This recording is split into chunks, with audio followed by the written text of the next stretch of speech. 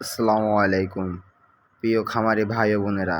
আজকের আপনাদেরকে দেখাবো ম্যানুয়াল ইনকিউবেটরে কিভাবে হাত দিয়ে ডিম ঘোরাতে হয়। ম্যানুয়াল ইনকিউবেটরে আপনাদের তো জানেন কোনো অটোমেটিক কোনো সিস্টেম নাই, আপনাদের সব কিছু হাত দিয়ে কাজ করতে হবে।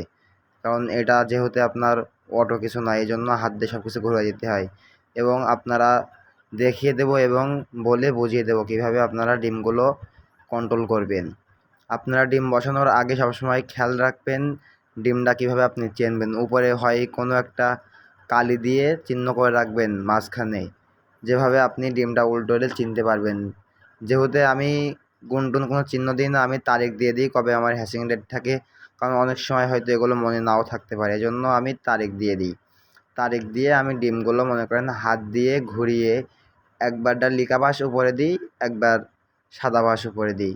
কোয়েল পাখির ক্ষেত্রে হয়তো কালো কালো রয়েছে, জন্য আমি ডট পেনে কালি দিয়ে দেখে দিই। এভাবে আপনারাও দিতে পারেন। এবং এর থেকে সহজ বুদ্ধি আমার কাছে হয়তো আর কিছু নাই।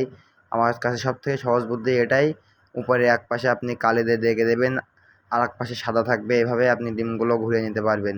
আর সবসময় খেয়াল রাখবেন তাপমাত্রা, আর্দ্রতা কখন কতটুকু থাকে এবং তাপমাত্রা কখন কতটুকু থাকবে, এটা সবসময় খেয়াল রাখবেন।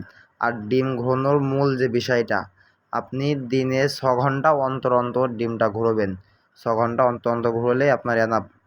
ডিমই একটু কম নাড়াচাড়া করে ঘোরানোর চেষ্টা করবেন। বেশি নাড়াচাড়া করলে অনেক সময় ভিতরে বাচ্চা মারা যেতেও পারে।